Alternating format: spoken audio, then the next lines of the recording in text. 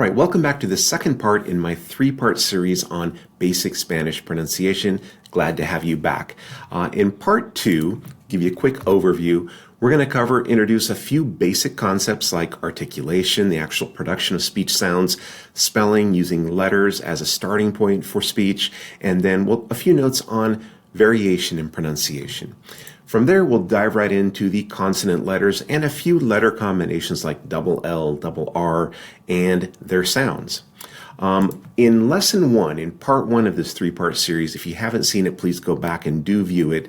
I introduced some introductory content that's important, and then we looked at the vowel letters and their sounds. After this lesson, part three, we'll be doing some practice activities, some guided practice activities, so you can apply what you've been learning in these first two lessons. So please commit now to watching all three parts of this series on basic Spanish pronunciation.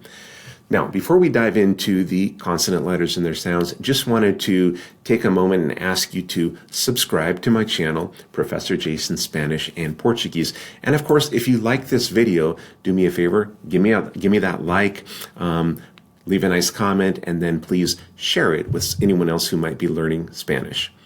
All right, let's take a look at articulation. We're going to cover some introductory concepts here. What is articulation? Well, first it has to do with the articulators, which are the parts of the vocal tract. And the reason I'm introducing this is because I will refer to some of this terminology briefly, quickly, right? Not an in-depth course in phonetics or phonology, but it's important to understand the basics of the articulators and how they work, right? So articulators are those parts of the vocal tract: your teeth, your lips, the hard palate, right? The soft palate, your tongue, right? Those types of things.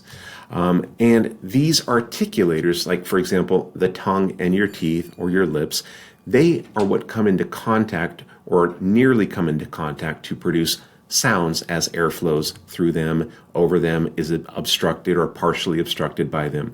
These types of things. Voicing is also an important concept in pronunciation. That refers to whether or not the vocal cords or vocal folds are actually vibrating when you produce a sound. So sounds are either voiced when the vocal cords are vibrating or voiceless. Place of articulation refers to where in the vocal tract the articulators come into contact, right? So you might hear descriptions of place of articulation like bilabial, if both lips, right, close, or dental, if the contact is with the back of the teeth, or the teeth over the lip, right? Alveolar, which is that ridge right behind your upper teeth. Palatal, if it's on the palate. Velar, farther back, right, toward the soft palate. Uvular, way far back in the palate. So that's place of articulation. Manner of articulation refers to how the articulators interact and how the airflow is affected, right?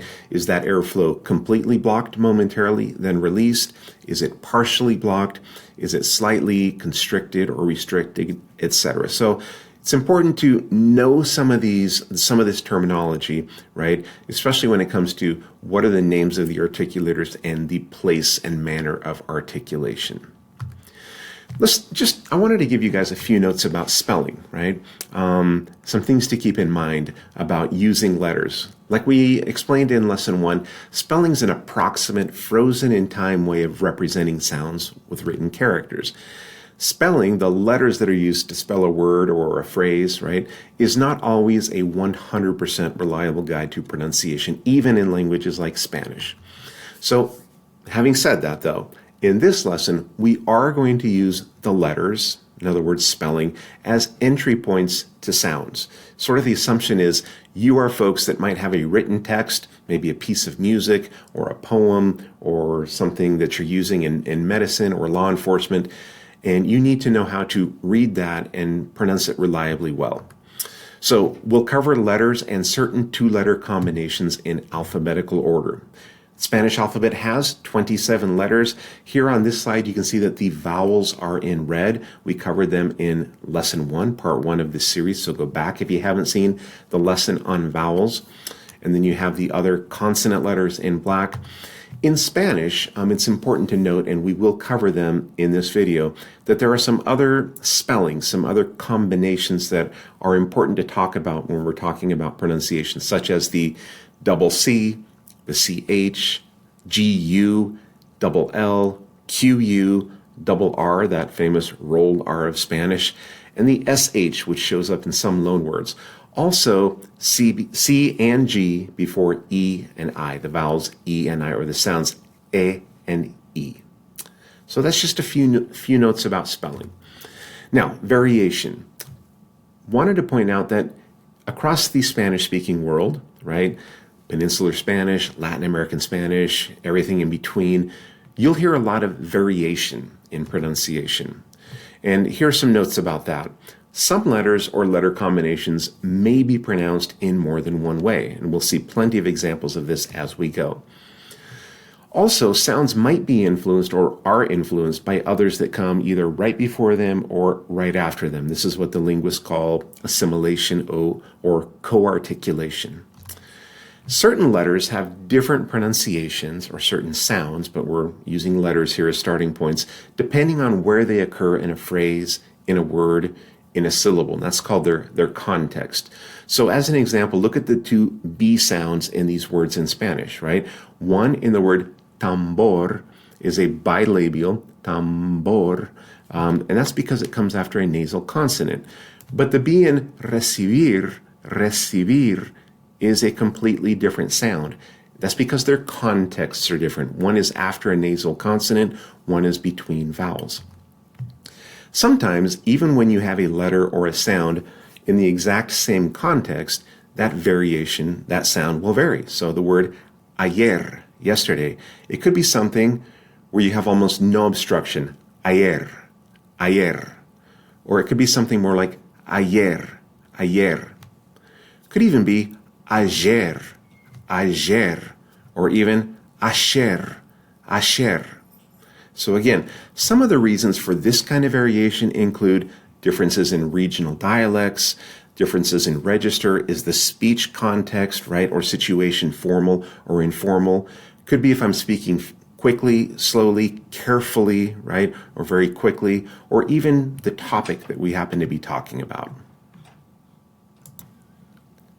So those are all kind of fascinating things to think about, but if we want to talk about, variation in pronunciation, articulation, things like that, we could be talking all day and never get to the kind of important part of the lesson, which is the pronunciation. So let's look at these letters, the consonant letters and a few combinations, and their sounds in Spanish. Let's start with the letter B, or B in Espanol, right? So talk a little bit about different contexts. At the beginning, and I want to note, the symbols that you'll see in green on these slides, those refer to the International Phonetic Alphabet, closest kind of symbols I could find for these sounds. And some of them are the standard accepted ones in Hispanic linguistics, of course. All of them are, as far as I know. Did a lot of homework for this lesson. At the beginning of words after a pause, and after the nasal consonants M or N, trust me, those are nasal consonants, it's like the English B in bank or bar. It's that bilabial B, bank. So, boca, baño, bomba. Notice there's two, one after the M. Bomba, tumba, un beso, un beso. The second type of B sound we have would be when the B appears between vowels or after consonants other than M or N, which are all the other consonants, right? This is a softer sound like the second B in baby when you're pronouncing it very casually, right? Not baby, but hey baby, baby, right? Made without fully closing your upper and lower lips. So, ese bebé, cabeza, alba, árboles. Ese bebé, cabeza, alba, árboles. So it's a softer B without fully closing upper and lower lips. Let's move on to the letter C. But we're going to specify C before the vowels A, O, or U. So ka, ko, ku, right? This, before the vowels A, O, or U, or before a consonant letter such as L or R, it is pronounced like the English C in the word cat. But without the puff of air, right? We say cat. There's kind of a puff of air that comes out. Cotton, cotton, cat, right? So it's like that before A, O, or U, but without that puff of air, okay? Casa, boca, coche, cuantos, clima, crimen. Moving on to when it precedes the other two vowel sounds in Spanish, A and E. So when the letter C precedes the vowels A or E, it's usually pronounced like the S in the English word song. So, cero, roce, cielo, S sound. Cine, decir. Cero, roce, cielo, cine, decir.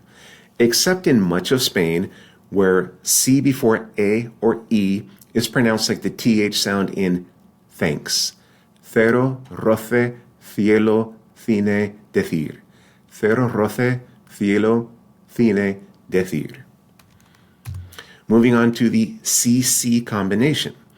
So CC is a two-letter combination that's usually pronounced like the X in English words like maximum. So a KS together sound, maximum. So it could be acción, acción, or perfección, perfección, except in much of Spain, where it's the K sound combined with the TH sound in thanks. Acción, perfección, acción, perfección, acción, perfección. Moving on to CH, this is simple. The letter combination CH, CH, in Spanish is pronounced like the CH in the English words cheese or China, right? Una chica, ese muchacho, which has two CH combinations, ese muchacho, el machismo. Chica, muchacho, machismo. Easy. All right, D is another letter that has two pronunciations depending on its context. In word initial position after a pause and after the consonants N and L, it's similar to the D in the English name David. The D's, right? David, David. But the tip of the tongue touches the upper part of the top teeth rather than the ridge behind them, which we do in English. David. Notice the tongue is not on the teeth in English. David. In Spanish, we lower the tongue just a little bit, and it's dame, donde, cuando, molde. Dame, donde, cuando, molde. Dame, donde, cuando, molde. Okay. The second pronunciation, so when D appears in any other position, so not word initial after a pause or after the consonants N or L, then it's similar to the TH in the English word V. V. Notice the TH in V is different than the TH in thanks. That's the voicing we talked about, right? Thanks is voiceless. V, you'll hear those vocal cords. You can feel the vocal cords, the or the, actually vibrating. So it's like the TH in V. Cada, nada, ese día, arde, Madrid. Notice there's one at the end. Madrid, ciudad, usted. All right, F is another easy one because the letter F in Spanish is pronounced just like the F's in the English words flower or coffee. Flor, fuerte, afán, café. Flor, fuerte, afán, café. Easy. All right, G behaves kind of like C. We saw earlier that it has one pronunciation between, or actually two pronunciations when it comes before A, O, U, and then another set of pronunciations before the vowels A and E. So, but there's two here when it precedes A, O, and U. In word initial position after a pause, or after an N, right, an N sound, a G before the vowels A, O, U is like the G in the English word gol or go. Okay, so in Spanish, gol, ganamos, guapa, tengo un gato, dengue, Guillermo, lingüista, bilingüe, pingüinos. In all other positions, such as after consonants other than N or between vowels, the letter G corresponds to a softer sound where the airflow over the back of the tongue, airflow over the back of the tongue produces a certain friction but is not fully cut off. En agosto, luego, luego, algo, el gato, largo, rasgo, los griegos, la guerra, la guitarra, vergüenza, ambigüedad, arguir. Okay? So you might want to pause on this slide, read it, digest it again, go back and listen to the examples. There is a not so subtle difference between these G pronunciations before A-O-U, depending on the context. All right, and then G before E and I, or the sounds A, E. Before an E or I, or an A-E sound, G is pronounced like the H's in the English words house or ha-ha. House, ha-ha. In some dialects, it might be a little bit more fronted, more forward in the mouth, and sound more like the H in the English words he, he, right? La gente, so it could be la gente or it could be la gente. El gerente, recoger un gitano, ese gimnasio legítimo. Gente, gerente, recoger un gitano, ese gimnasio legítimo. All right, letter H in Spanish. This is a special one because the letter H is always silent in Spanish. It has no pronunciation at all, regardless of where it appears, so long as it's by itself. So, hacer, hielo, hombre, hueso, prohibir. So even if it's in the middle, you just skip it. Prohibir, vehículo, almohada. But do remember that the CH combination is pronounced, right? Just like the CH in English words cheese or China. Chica, muchacha. Okay, so that brings us to the letter J in Spanish. In Spanish, the letter J is pronounced like the H's in English words like house or ha-ha. In some dialects, when it comes before the E or I, in other words, the A or E sounds, the friction is produced more forward in the mouth. So like the English words hey or he. Feel the difference? Ha-ha, he, ha-ha, he. So this more fronted sound you may get especially before more fronted vowels like A and E. So some examples. Jamón, joven, jugar, mujer, crujir, reloj. One of the very rare words where the J comes at the end. Again, jamón, joven, jugar, mujer, crujir, reloj. There's your J in Spanish. How about K?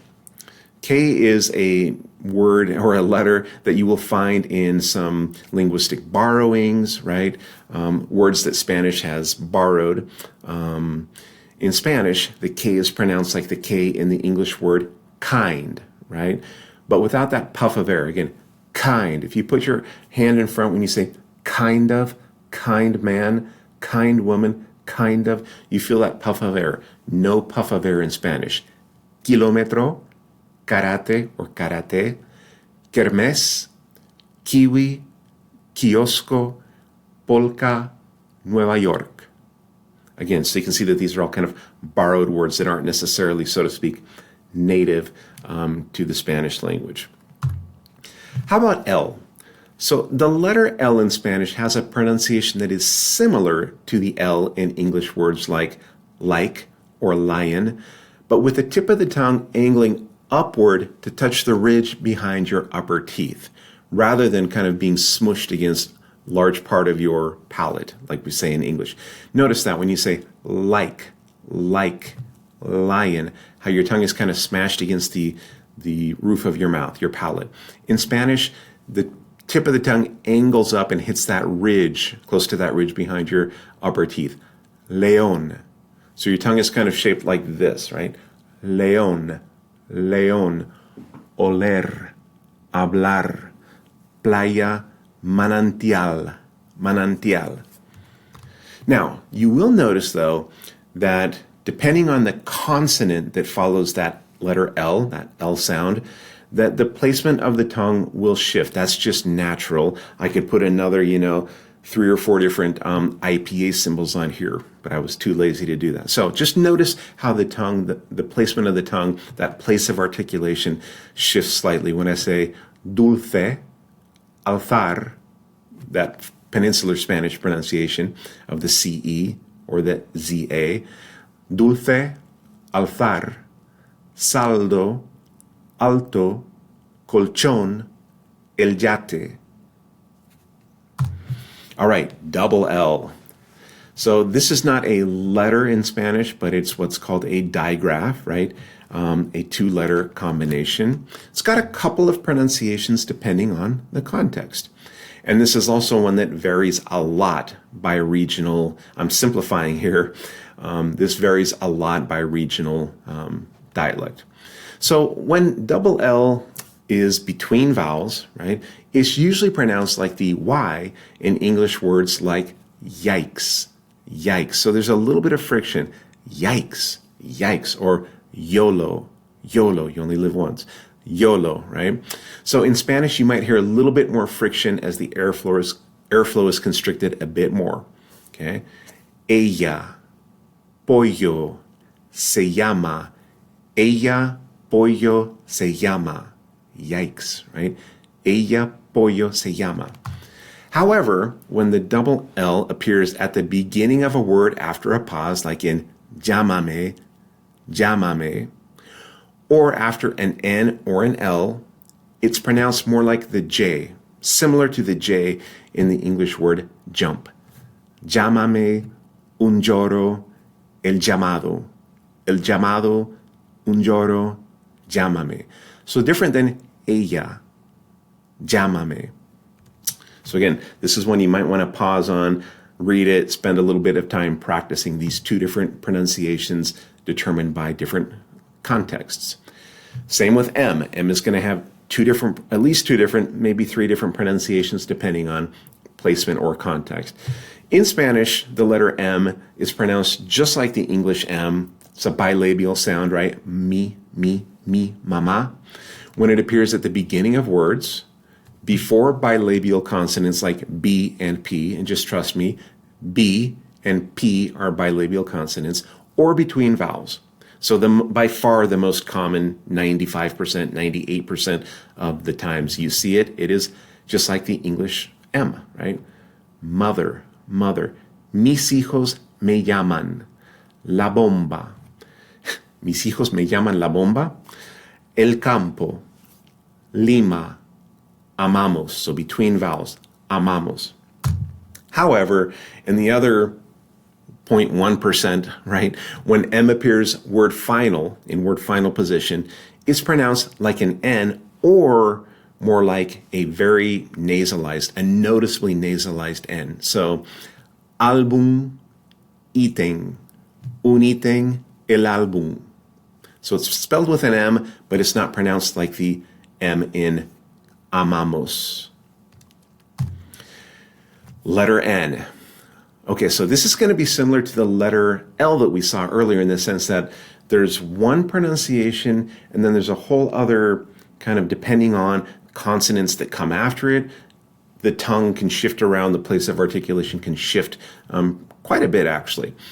So the pronunciation of the letter N in Spanish is very similar to the N in English words like never or honey. Never, honey.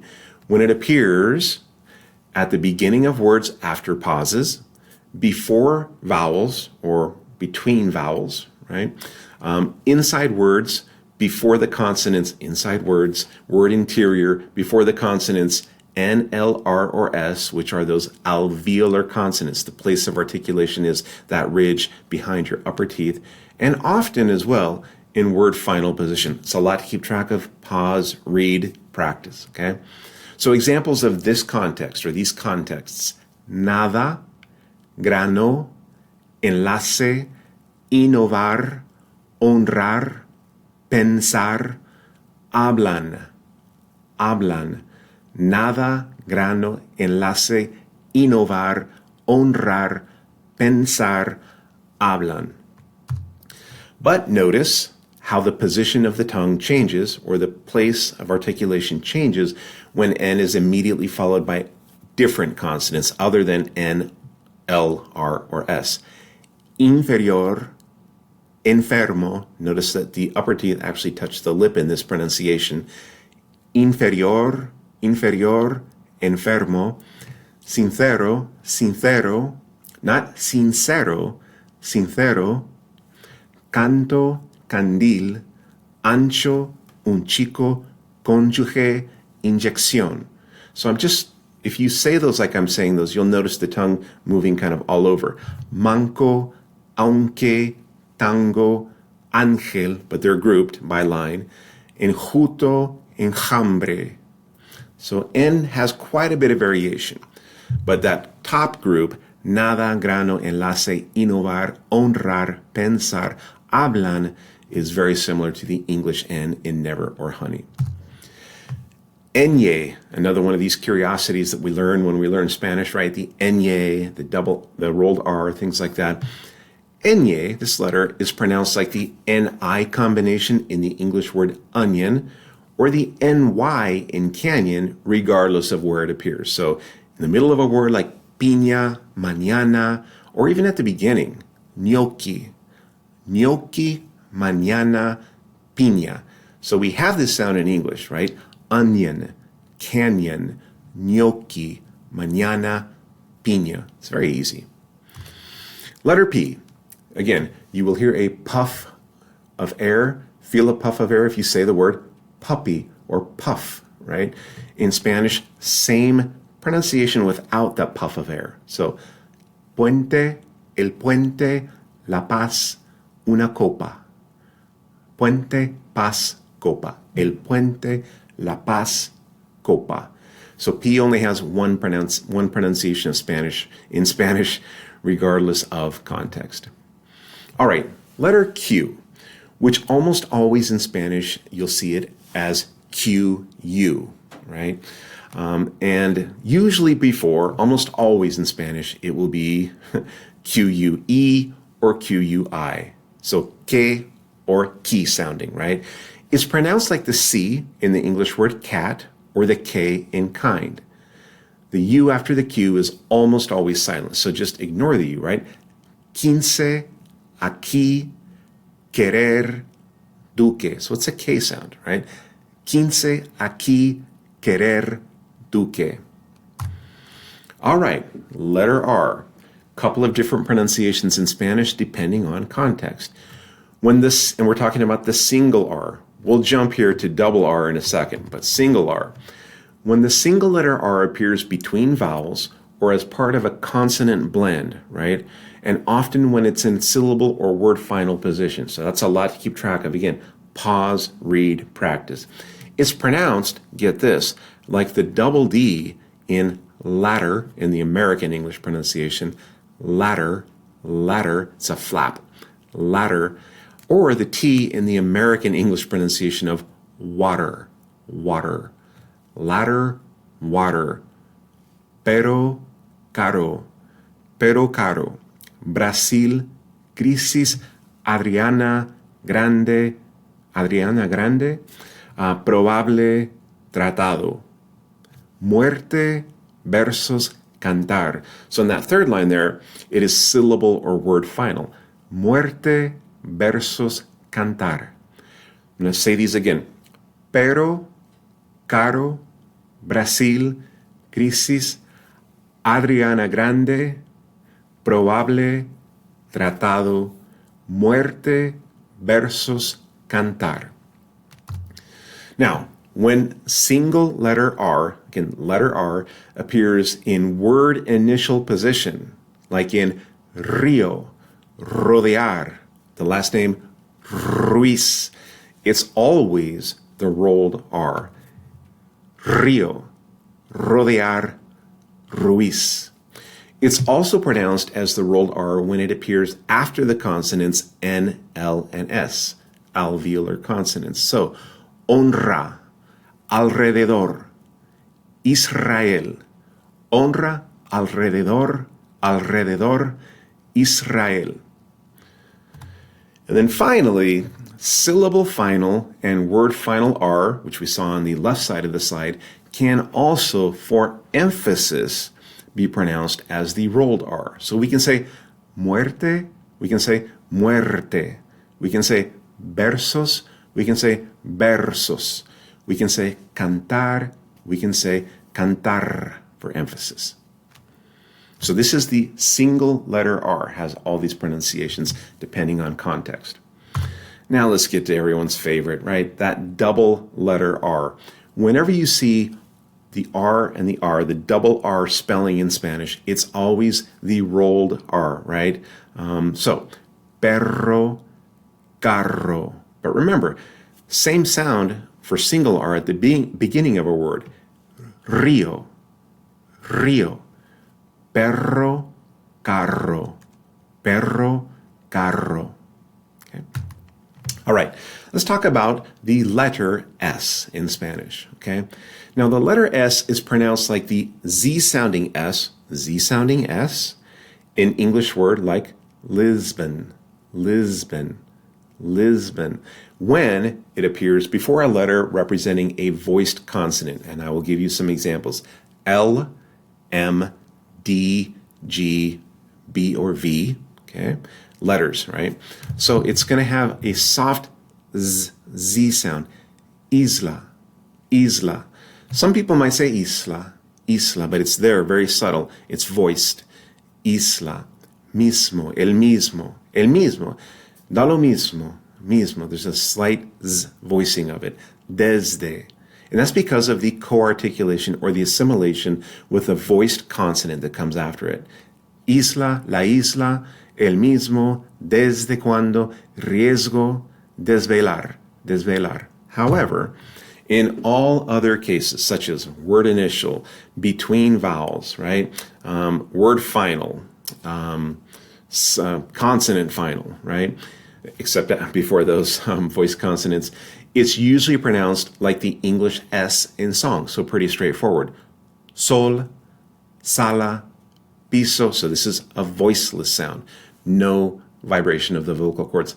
Sol, sala, piso, as opposed to mismo, el mismo, right? El mismo sol, two different sounds. Sala, piso, esto, lunes, word final. Casas, intervocalic between vowels and word final. Casas. So sol, sala, piso, esto, lunes, casas. Just like the English S in song. SH, okay. This is only found in loan words or words that are borrowed by Spanish from other languages, right? Or borrowed by Spanish, yes, from other languages, and some proper names. So it's going to be like the SH sequence in the English word shark, shark. Un flash, Washington, Shanghai, Shanghai, SH. Very occasionally, like in the word champú, champú, it may have that CH sound, el champú. But in Spanish, normally the spelling is CH, champú. All right, T. T is fairly straightforward, thank goodness, right? In Spanish, the letter T is pronounced like the T in the English name Tony, but without the puff of air. Again, say Tony, Tony, right? You'll feel that puff of air. Tony. In Spanish, you don't want that, right? And the tip of the tongue, right, comes down a little bit and touches the upper part of the top teeth. Okay? Taza, torre, hotel, santo. Taza, torre, hotel, santo. Taza, torre, hotel, santo. The letter V. The letter V, right, exists in Spanish. The V sound from English, like in river or very, where your upper teeth touch your lower lip, does not exist in Spanish, or extremely rarely, right?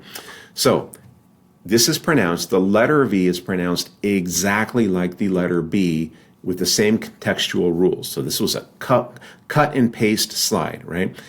At the beginning of words, after a pause or after nasal consonants like M or N, it's like the B in bank or borrow. Vienes, vámonos. Vienes, so it's vienes, notice my two lips coming together. Vienes, vámonos. Un valle, un valle. Between vowels or after consonants other than M or N, right, those nasal consonants, it's a softer B, like the second sound in baby when you're pronouncing it very casually, right? Baby, baby, baby, whatever, right? Made without fully closing your upper and lower lips. So it's not lavar, it's not lavar, it's lavar, una vez, las voces, el viento, cuervo, cuervo, right? So you don't say Jose Cuervo. It's not Jose Cuervo. It's Jose Cuervo. Jose Cuervo. For you tequila fans out there of mediocre tequila. All right, that's for another video. W. So we've seen K, we've seen SH. W is another, it is a letter in Spanish, but it's only present in loan words, right, and a few proper nouns. It's usually pronounced just like the W in English words, like washer, right? So, whiskey, Washington, un western en la web. So just like an English W. Whiskey, Washington, western en la web. But it can be pronounced like the English V. Remember I said English V is extremely rare. Here would be one word, el váter, or even like an English B, Wagneriano. And I think this probably has to do with how those words are pronounced in certain languages where they're borrowed from. So, whiskey, Washington, un western en la web, el váter, Wagneriano. W is a little bit weird. Now, the letter X in Spanish has multiple pronunciations, okay?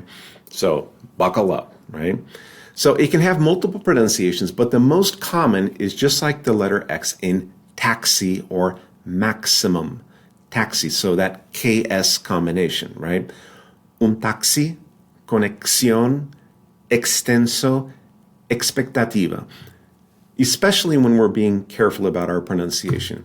However, when X is word initial, like in xilófono, notice it's that voiceless S sound. Xilófono, xenophobia.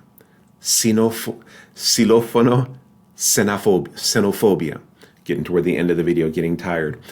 It's also often pronounced as an S before a voiceless consonant. So trust me, T and P are voiceless consonants. So it can be extenso, as we just saw, or expectativa, but it can also just be extenso, expectativa, especially in less careful speech.